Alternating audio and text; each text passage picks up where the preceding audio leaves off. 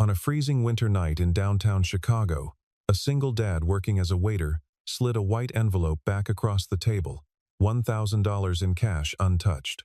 The woman staring at him was Vivian Sterling, a powerful CEO no one had ever dared refuse. But when Elias Brooks turned to leave, his coat sleeve slipped just enough to reveal the jagged scar on his wrist. Vivian's breath caught instantly. She knew that scar. 8 years ago, it belonged to the sharpest strategist she had ever seen the man her industry destroyed, erased, and buried. Now he was serving tables in silence. The ivory room did not advertise itself. It had no sign above the door, no velvet rope, no bouncer standing in the cold to make the sidewalk feel like an audition.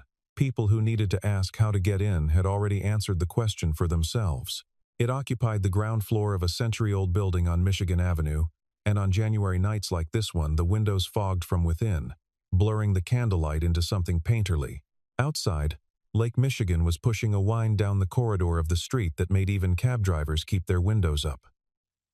Inside, the room held approximately 40 covers and a silence that cost money to maintain. Elias Brooks had worked here for 3 years. He was not the kind of server who introduced himself by first name or crouched beside the table to create the illusion of intimacy. He moved through the room at a pace that was unhurried without being slow, refilling glasses before they were empty, clearing plates before the awkwardness of an empty dish could settle. The restaurant's regulars did not notice him the way you notice furniture. But neither did they notice him the way you notice a person. He occupied a useful middle space. Table 9 was his tonight. Graham Pierce had arrived first, as men like Graham always did, establishing ownership of the room before the woman he was meeting could establish her own. He ordered sparkling water without looking at the menu, which told Elias he had been here before and wanted the server to know it. He rearranged the cutlery on the left side of his place, setting twice. He checked his phone and set it face down with a firmness that was designed to be seen. Vivian Sterling arrived at 8:15. She did not apologize for the 3 minutes. She set her coat over the back of her chair herself, before Elias could offer to take it, not out of self-sufficiency but out of habit, the body language of someone who had learned not to wait for assistance, because waiting had cost her too many rooms. She ordered still water, and did not look at the menu either, but for different reasons than Graham. Elias read the table, in the time it took to pour 2 glasses. Graham was negotiating from fear. The rearranged cutlery, the early arrival, the pointed phone placement, all of it was territory marking. The behavior of someone who did not believe the room already belonged to him. He would push hard tonight, harder than the deal warranted, and it would cost him credibility at exactly the wrong moment. Vivian was waiting. She had the stillness of someone who understood that silence was not a vacuum to be filled, but a pressure to be applied. She would let Graham expand into the space, and then, at a moment of her choosing, she would compress it. Elias brought bread. He placed the basket slightly closer to Vivian's side of the table. A small thing. An adjustment so minor, it registered nowhere consciously, but it shifted the spatial center of the table by 6 inches and gave Graham's hands nowhere comfortable to rest. Graham began his pitch 12 minutes in. Elias refilled their water at the 14-minute mark, arriving at a moment when Graham was building toward a number. The interruption was courteous and completely routine. It cost Graham his rhythm.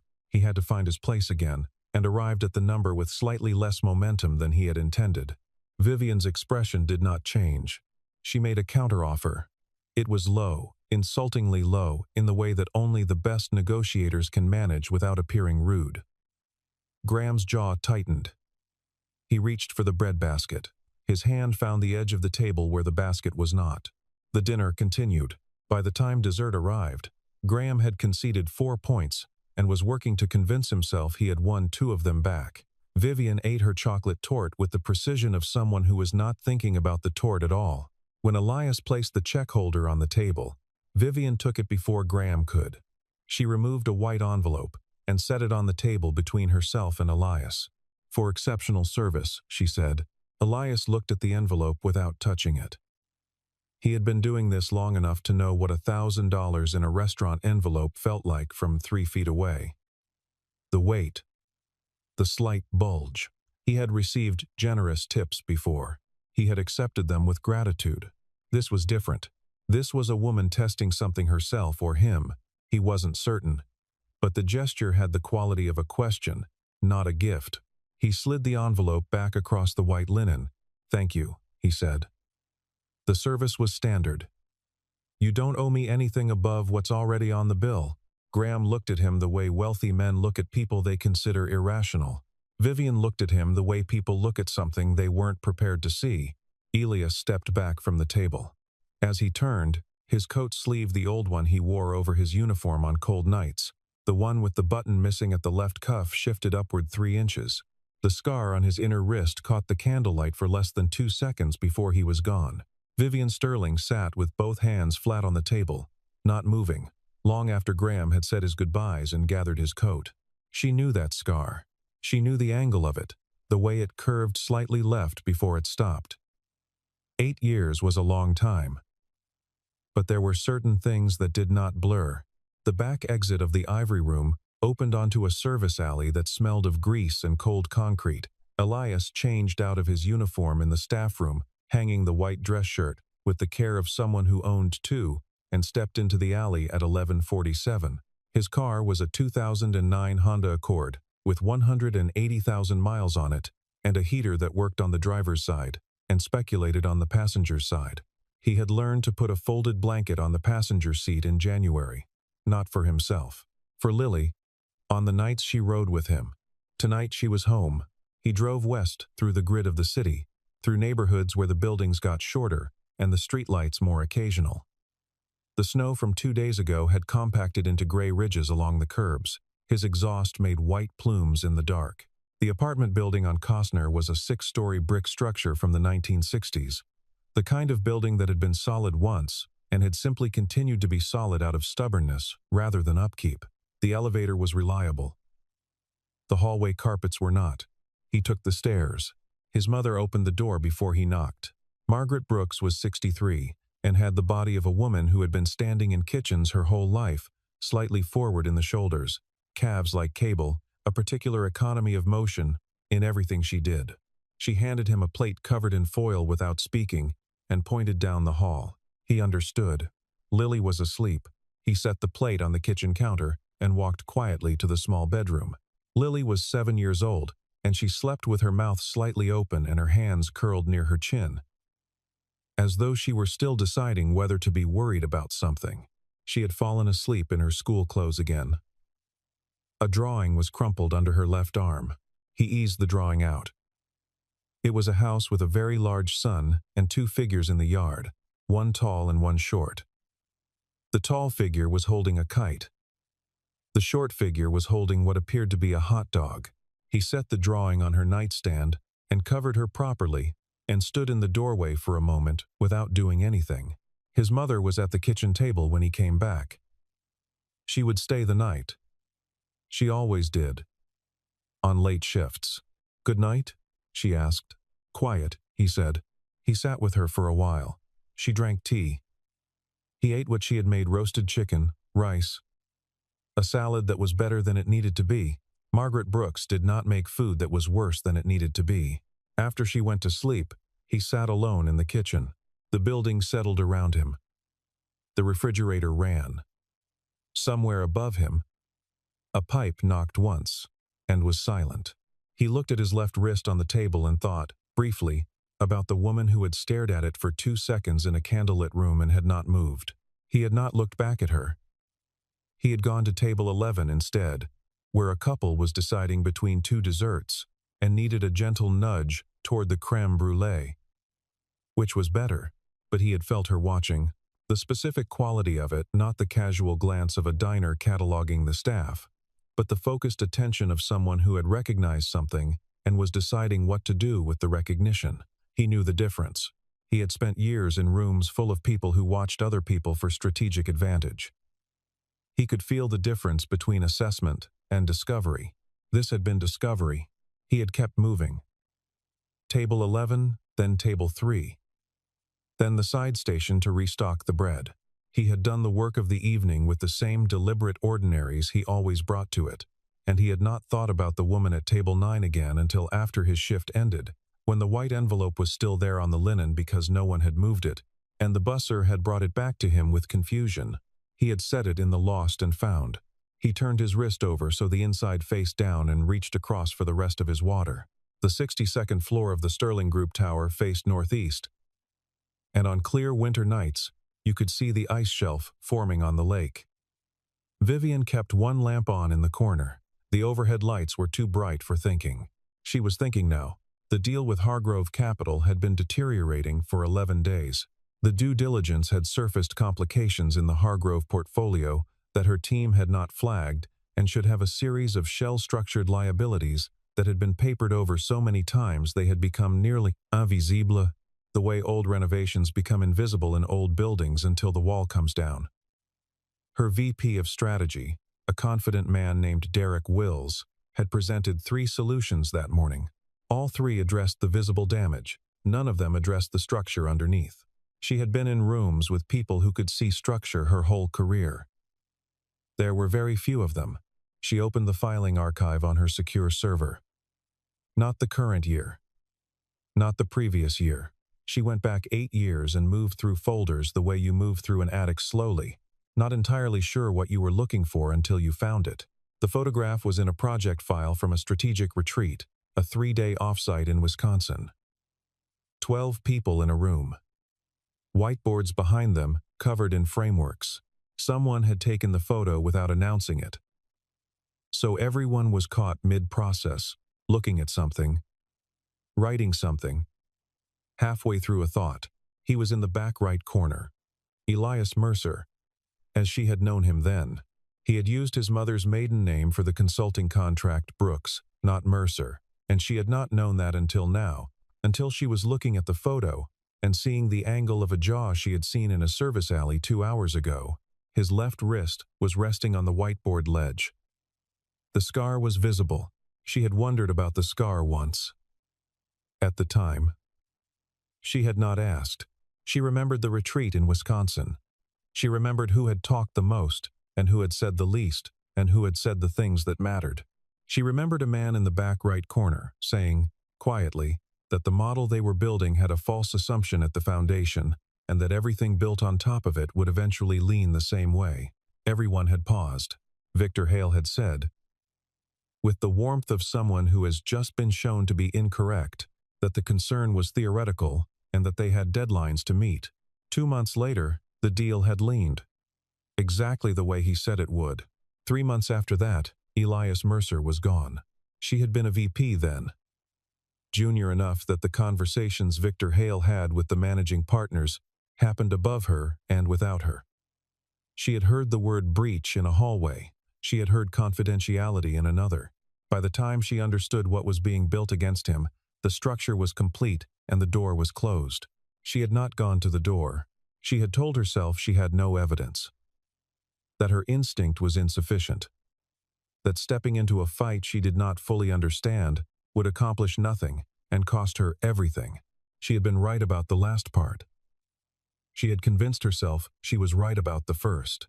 Now, sitting in a lamp-lit office at 1 in the morning with snow falling on a frozen lake, she understood the distinction between those two things in a way she had not permitted herself to understand it at the time.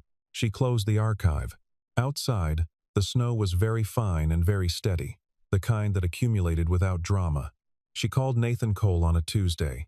Nathan worked in the unglamorous margin between corporate investigation and background research. He was good at what he did in the way that truly useful people are good. Not flashily, but reliably. He had worked for Vivian twice before. He did not ask unnecessary questions. He called back 4 days later. Elias Brooks, he said. 38 years old. 1 daughter. Age 7. Lily Brooks. Currently residing in the Austin neighborhood. Employed at the Ivory Room restaurant for 3 years. Previously at 2 other establishments. Before that, a 4-year gap with minimal footprint. Before that, he paused. Essentially nothing. The professional record just stops. Nothing with the name Mercer? A brief silence. You knew him before. Yes. There's nothing under that name that connects to the current identity. Whatever link existed between the two periods, he didn't just walk away from it. He dismantled it. Different name for the work history. Different address history. The only thing consistent is the daughter's records. She was born 7 years ago, which means she was born right around the time the prior record ends. Vivian was quiet. He's not hiding from anything legal, Nathan said. There are no warrants, no judgments against him. He's just absent, she said. Yes. She thanked him and ended the call and sat with the word, absent, as though he had decided that the world which had held his former self was not a world worth being present in, and had stepped out of it entirely. Not retreated, not hidden, simply stopped participating. She understood that differently now than she would have understood it a year ago.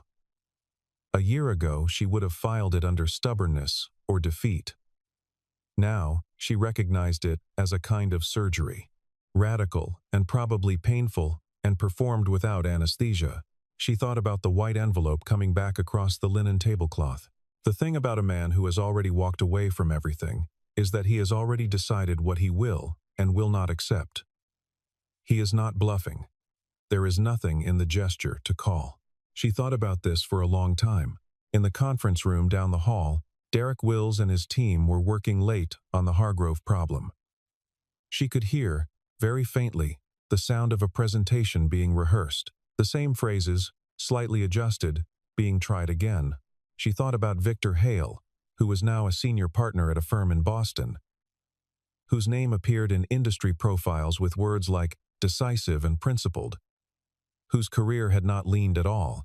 She thought about what it meant to have a debt that the person you owed did not know was outstanding. She found the address in the report Nathan had given her. She drove herself. She did not bring anyone. It was a Thursday afternoon in late January. The sky was the particular white-gray of winter in the Midwest, the kind that feels like a ceiling rather than a sky. The residential streets here were narrow, and the parked cars on both sides made them narrower. She pulled up a half block from the building and sat for a moment. She had planned to go directly to the door. She had rehearsed something approximate, not a script, but a direction. Directness seemed the only approach that would not immediately fail. Then she saw them. The small yard behind the building was visible through a chain-link fence from where she had parked. It was not much of a yard, a rectangle of concrete and frozen dirt, a rusted basketball hoop with no net. A patch near the building's back wall where someone had attempted a garden in warmer weather. Snow covered most of it in a thin, even layer. Elias was pulling Lily on a red plastic sled. Not a real sled, the kind that comes in one piece from a department store. The cheap toboggan style. He was walking backward through the thin snow, holding the yellow cord.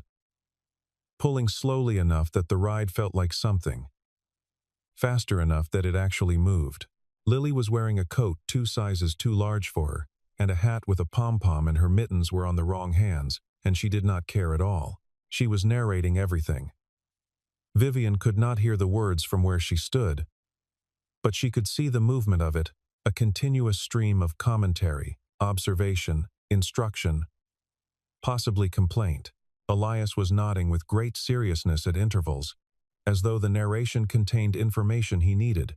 He turned the sled at the end of the concrete strip and began pulling her back the other direction. Lily grabbed for the cord to help steer, and the sled listed left, and she went sideways off of it into a thin pile of snow near the fence. Vivian tensed. Elias crouched down immediately. He was saying something. Whatever he said, Lily looked at him for a moment, and then burst out laughing, the wide-open, total body laugh of a child who has just been told something genuinely funny about falling down. She grabbed a handful of snow and threw it at him from 2 feet away. It hit him in the chest. He looked down at his coat with an expression of profound theatrical offense. Lily laughed harder. He helped her up. She climbed back onto the sled. He resumed pulling. Vivian stood at the fence for another 10 minutes. When Lily went inside, called by a voice from the building's back door. Probably the grandmother from the report, Vivian walked around to the front entrance and waited. Elias came around the corner of the building 2 minutes later, coiling the yellow cord around his hand, sled tucked under his arm. He saw her and stopped, not with surprise, with a stillness that said he had half expected something like this, though perhaps not today. "Mr. Brooks," she said. "Miss Sterling," he said. The use of her name told her he had known who she was at the restaurant. She had wondered. "I won't take much of your time," she said. "You won't take any of it, if you're here to offer me a job. I'm here because I know what Victor Hale did to you." The stillness changed quality. It was the same surface but a different interior, the way a lake looks the same, from shore, before and after. Something large moves beneath it. "There's an email," she said. "In the archive from that year."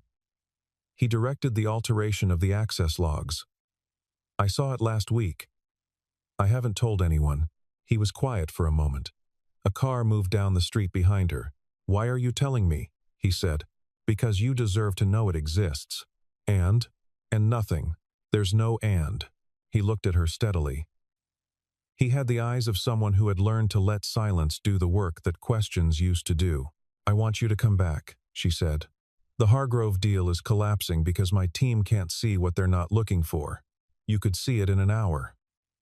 "I know you could, and I know that I don't deserve to ask you for that," he said. "Then don't." "I know. I had 4 years of my career erased. I had my name attached to something I didn't do. I had a daughter who was 8 months old and no income and no references and no way back in that didn't require me to spend every dollar and every hour fighting a story I didn't write." He said this without heat. "The way you describe the weather. I chose not to fight it. I chose her instead. I don't regret it." "I know," she said again. "The world you're asking me to come back to, it's the same world. The names change. The mechanics don't." "I know." He looked at her for a long time. The winter light was going flat and thin at the edges of the afternoon. Then, "What are you actually here for?" She had rehearsed a direction, but she had not rehearsed this particular question, which was the most honest one available. She thought about it. "I'm not sure," she said. "I think I needed to see that you were all right." Something crossed his face that she could not name exactly. Not softness and not contempt. Something in between that had the quality of recognition. "We're all right," he said. He looked toward the building. "You should go." She went. The week after she visited Kostner Street, Vivian could not work efficiently. This was new for her. She had managed crises before, the kind that kept normal people awake and kept her sharpened to a useful point. She had always had the ability to compress anxiety into focus. It was, in fact, the thing she was most known for among people who worked for her. Vivian Sterling does not panic. Vivian Sterling identifies the problem and addresses it. Now she sat in board meetings and found her mind moving sideways. The Hargrove deadline was 17 days out. Derek Wills presented an updated framework on a Wednesday. It was better than the previous version marginally, in the way that a leaning tower is marginally better if you add a coat of paint. The underlying structure was still the structure. A board member named Richard Alton pulled her aside after the meeting. Richard was 71 years old and had made 3 significant fortunes in his life, which gave him the standing to say unpleasant things pleasantly. "I want to be direct with you," he said. "Please, if this deal concludes the way it's currently moving, the board will have a conversation about leadership. I want you to be prepared for that conversation." She thanked him and walked back to her office and closed the door and stood at the window looking at the lake. The problem was not that she was afraid of losing the position. She had been afraid of that before and had handled it. The problem was that she kept looking at the Hargrove file and seeing a version of Elias's face, the expression, when she had said there was no and he had looked at her with that uncertain something that was not quite belief and not quite its opposite. She was starting to understand something about her own history that was uncomfortable. She had spent 8 years being very good at her job. She had promoted the right people, made the right calls, defended her team in the moments that required defense and challenged them in the moments that required challenge.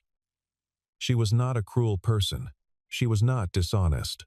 But she had been, at a critical moment in a room in Wisconsin, someone who chose her position over someone else's truth. And she had called it pragmatism because that was the word that made it possible to continue. She thought about Elias in the yard, pulling the sled. She thought about the child on it, that total body laugh, the mitten on the wrong hand. He had not looked like a man who had been destroyed. He had looked like a man who had chosen what to build next with the rubble. The distinction mattered to her now more than she could have predicted. She pulled up the Hargrove file and stared at it. She thought, he would see it in 20 minutes. She thought, you don't get to use him. She closed the file. She found it on a Friday night. She had been in the archive for a different reason, looking for documentation related to a clause in the original Hargrove letter of intent that her legal team was disputing. The search parameters were broad. The archive was old.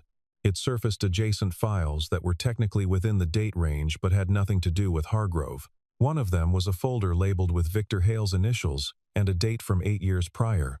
She almost moved past it. She did not. The email chain was 6 messages long. The first was from Victor Hale to a man named Craig Dutton, who had been on the IT security team at the time. It instructed Dutton to pull the access log from a particular server and reframe the timeline so the pattern is clear. The second was Dutton asking for clarification on what reframe meant. The third was Hale, very clearly, explaining that certain timestamps needed to appear earlier than they did.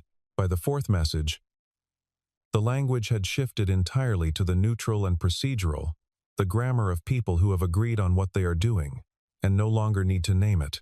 She read all 6 messages twice. Then she opened a new encrypted file, copied the chain into it, added the file header information that established its origin in the archive, time-stamped and metadata intact, and stored it behind her personal encryption key. She sat back. The building was nearly empty. The cleaning crew had come through an hour ago. The ambient sound of the office at night was different from the day, not quiet exactly, but reduced, like a conversation moved to the next room. She thought about what Nathan had said. He didn't just walk away from it. He dismantled it. She thought about the scar on a left wrist. About a man who had chosen not to spend years fighting in a language the game was rigged against, who had taken his daughter and built a different size of life. She thought about the envelope going back across the white linen, the absolute stillness of it, and she thought, he sent himself away from all of this, so his daughter would not grow up watching him fight. And here it is, intact, waiting. She did not call him. She was not sure yet what doing the right thing looked like. She only knew that the wrong version of it was the one where she used the email as leverage, where she gave him the evidence in exchange for his presence in a conference room.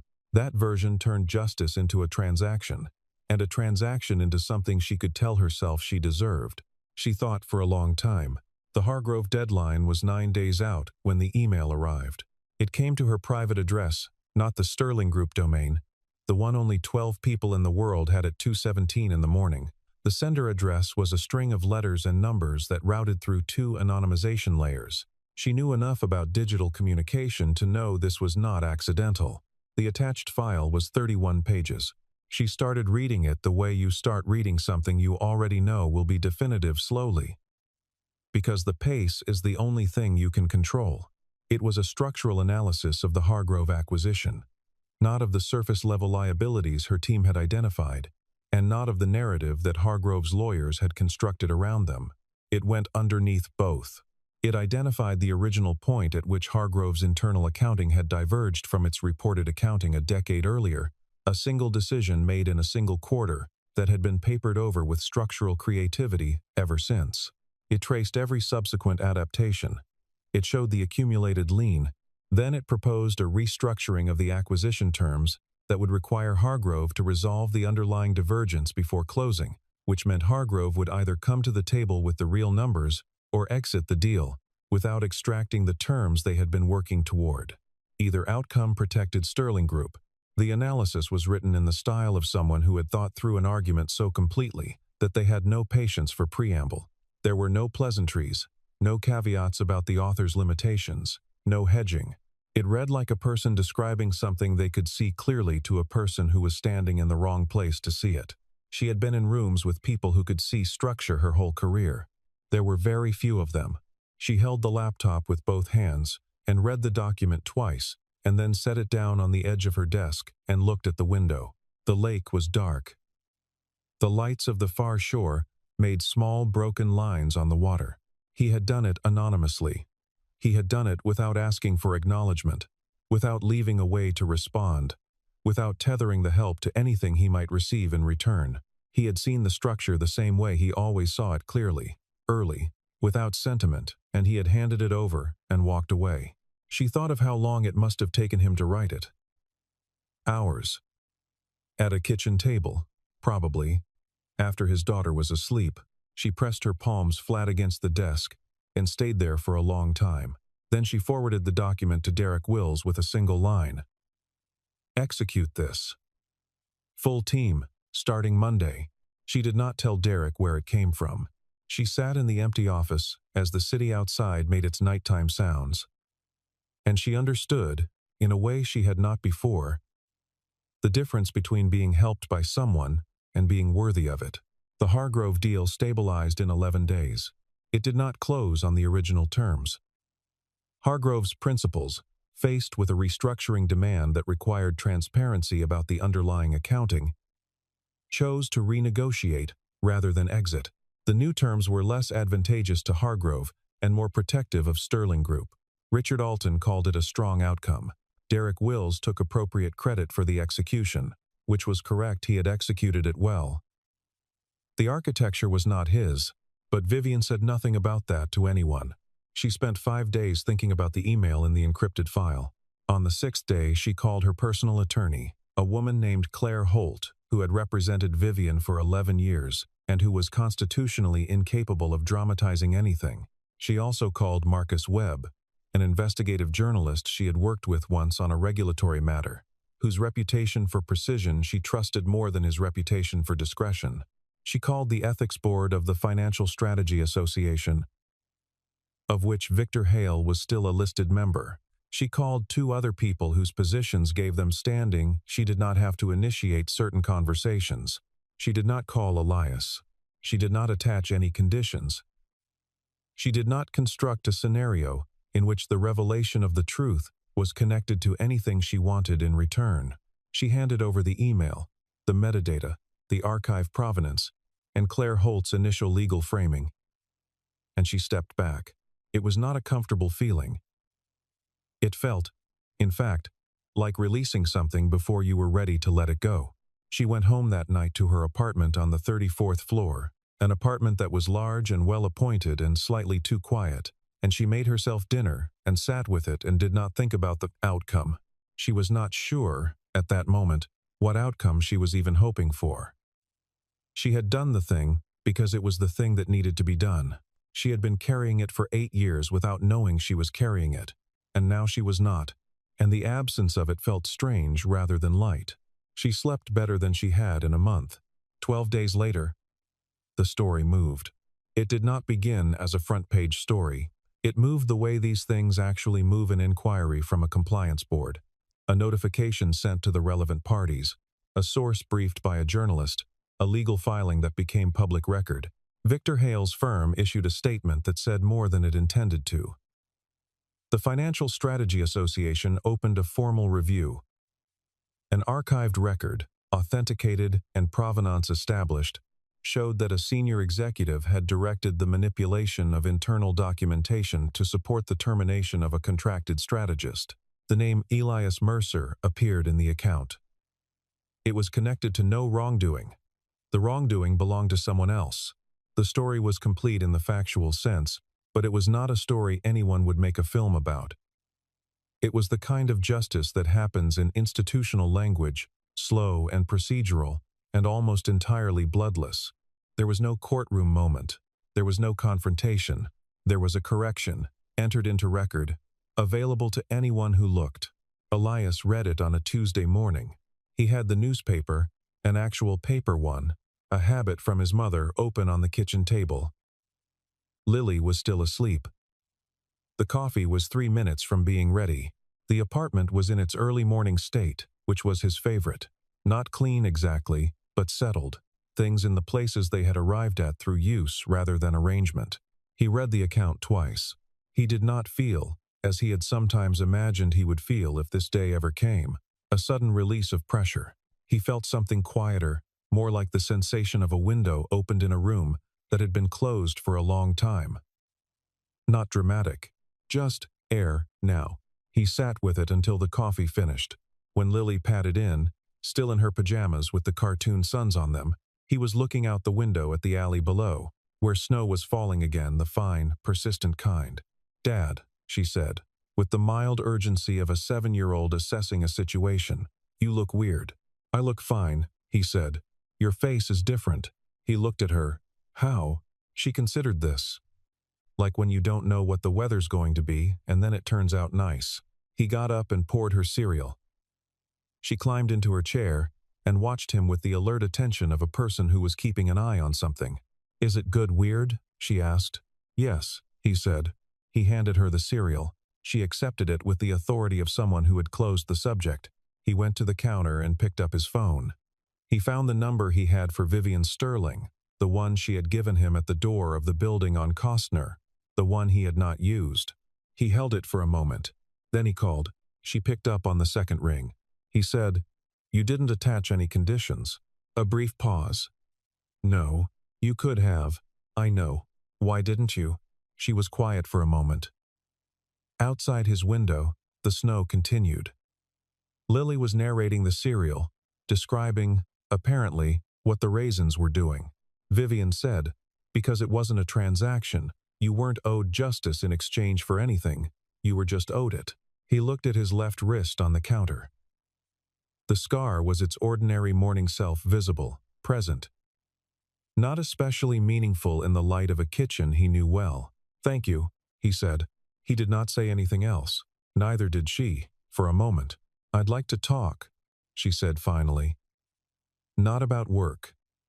Not about anything you're obligated to hear. Just talk. If you're willing." He was quiet. "I can be at the coffee place on Augusta by 10, he said. "I'll find it," she said. The place on Augusta was called Pemberton's, and it had been there since the 1980s, and showed no sign of having changed its mind about anything since. The booths were dark wood. The cups were heavy ceramic. The menu was a laminated single page. On winter mornings it smelled of coffee and old radiator heat. Vivian arrived first, which surprised her. She had expected to arrive second.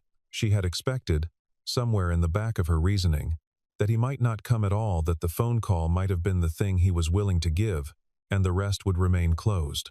She had been prepared to accept that. He came in at 10:03, coat dusted with snow, and took the booth across from her without ceremony. He ordered coffee from the server without looking at the menu, the same way she had ordered water at the Ivory Room, not from habit of the place, but from not needing to think about it. They sat for a moment. "I'm not here to offer you anything," she said. "I know," he said. "I want to say what I should have said 8 years ago, which is that I knew something was wrong and I did not act on it. And that had consequences for you that I had no right to impose." He looked at his coffee cup, then at her. "I know that too," he said. "I'm not asking you to forgive it. I'm saying it because it's true, and because you deserve to hear it from me directly." He was quiet for a moment. In the booth adjacent to them, an older man was reading a folded newspaper, with the deliberate care of someone who was in no hurry about anything. "I made my peace with it a long time ago," Elias said. "Not with what happened, with the fact that it happened, and I couldn't change it. Those are different things." "Yes," she said. "I had about 18 months where I was very angry." He said this matter-of-factly. Not just at Victor. At all of it. At the whole mechanism. And then Lily got sick, just an ear infection, nothing serious. But it was 2 in the morning, and I was alone in an urgent care waiting room, and I realized that I had been spending every quiet moment I had on something I had zero control over, and she was the one thing in the world I could actually affect. He paused. "So I stopped. You made a choice. I made a choice about where to put the energy I had. I don't know if it was noble. It was just the only thing that made sense to do." She held her cup with both hands. Through the window, the snow was still falling on Augusta Street, and the people passing on the sidewalk were bent slightly into it, doing the ordinary work of moving through a winter day. "The analysis you sent," she said. "I didn't send anything." She looked at him. He met her eyes with an expression of complete neutrality, that contained, somewhere in it, the faintest edge of something else. "All right," she said. "How did the deal land?" he asked. "Better than it would have, because someone who can see structure put the structure on paper." He nodded once, as though this were a sufficient accounting. "I'm not going to try to recruit you," she said. "That's not good," he said. "Because the answer hasn't changed." "I know." They were quiet for a moment. The server came by and refilled both cups without being asked, which was exactly what the place on Augusta did, and which Vivian noticed and appreciated. "What do you want from this?" Elias said. From this conversation, specifically, she thought about it honestly. "I'm not sure I want anything from it. I think I needed it to exist. A conversation that isn't about a deal or a negotiation or something I'm trying to accomplish. Just a conversation." He looked at her. It was the way he had looked at the table in the ivory room. Not with warmth exactly, but with a quality of attention that felt more complete than most people's warmth. "You're lonely," he said, not unkindly. She did not argue it. "The kind of life you're describing," he said. "I know what it costs." "Yes. You traded a lot for it." "Yes. And now you're sitting in a coffee shop in a neighborhood you didn't know existed last month talking to a man who waits tables. A man who waits tables and writes 31-page structural analyses at 2 in the morning," she said. Something moved in his expression. It was brief, and it was not a smile exactly, but it was in the vicinity of one. The door opened, and a cold gust came in with it. And then, behind the cold gust came Lily, still in her pom-pom hat, led by Margaret Brooks, who looked at the room with the eyes of a woman who had been in enough rooms to know which ones were fine and which ones weren't. This one, her expression said, was probably fine. Lily spotted her father with the immediate target acquisition of a 7-year-old seeking a known person in an unfamiliar space, and moved toward the booth with confidence. "Grandma said we could come," she announced, as though this were the relevant authorization. "I see that," Elias said. Lily looked at Vivian with the frank assessment that children apply to adults before social training teaches them to pretend they aren't doing it. "Hi," she said. "Hi," Vivian said. "Do you know my dad?" "A little." Lily considered this. "From where?" "From his work. He works at the restaurant," Lily said. "He brings food to people." "He does. He brought you food?" "He did." Lily seemed to find this a satisfactory account. She climbed into the booth beside her father with the ease of someone who climbs into every booth everywhere, and Margaret slid into the seat beside Vivian with a brief nod that functioned as a complete introduction. "Coffee," Margaret said to the server passing by. The server, accustomed to Pemberton's regulars, brought it immediately. Lily had produced, from some interior pocket of her too large coat, a small folded paper. She set it on the table and unfolded it with seriousness. It was a drawing, a figure on a sled, and above the figure, stars. "I'm going to put it on the fridge," she said, speaking to no one in particular and everyone present. "It's good," Elias said. "I know," Lily said. The stars were hard. Margaret had her coffee and was looking out the window at Augusta Street, with the expression of someone who has seen enough winters to know that this one would pass like the others, and that this was neither comforting nor distressing, simply true. Vivian looked at the drawing on the table between them. The sled, the stars, the figure rendered with the conviction that a child brings to the things she considers important. She looked up. Elias was watching her with the same quality of attention he had brought to everything else complete. Measured, not giving more than the moment asked for. She thought of what he had said in the yard. "The world you're asking me to come back to, it's the same world." She had agreed with him then. She still agreed with him. The world had not changed its mechanics. Victor Hale had been a symptom, not a cause. There would be other Victor Hales, other rooms where the wrong person had the votes and the right person had the exit. But she was also sitting in a coffee shop on a street she had driven past 100 times without stopping, in a booth with a woman who had made coffee for 60 years and a child who had given the stars in her drawing the appropriate difficulty they deserved. And Elias Brooks was across from her with his wrist on the table and snow in the creases of his coat. Outside, the snow kept falling on the street. He did not get up to leave. It was a small thing. It was, in the context of the last 8 years of his life, and the last 3 months of hers, a very small thing.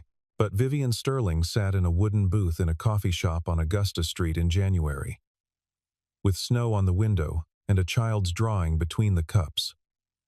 And she understood that a door she had not known was closed had, sometime in the last several minutes, opened. She did not know what was on the other side of it. She thought that was probably appropriate. The snow fell on Augusta Street until noon, and then it stopped. And the afternoon came in pale and clear, the kind of winter light that makes everything look like it has been washed.